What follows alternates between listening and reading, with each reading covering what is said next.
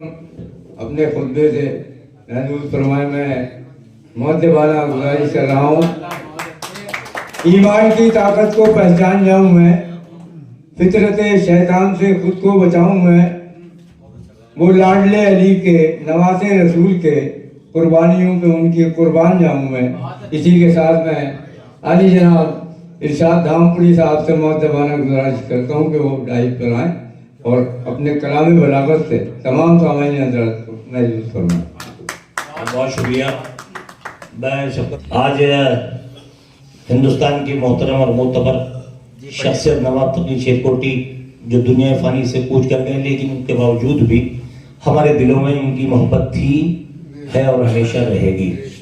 اور ان کے شاگردوں سے مل کے اچھا لگا، ان کے اہل خانہ سے مل کے بہت اچھا لگا۔ خدا ان کو ہمیشہ سلامت رکھے اور اس طرح سے یہ محفلیں سجتی رہیں اور نواب تقی شیرکوٹی کا نام تا قیامت اسی طرح سے ہم لیتے رہیں۔ تو مانے چار مصرے کہے تھے بھی شام کے وقت، وہ محفلوں کی جان تقی تھا نواب تھا، وہ محفلوں کی جان تقی تھا نواب تھا، سارے نگر میں وہ بڑا عزت مآب تھا۔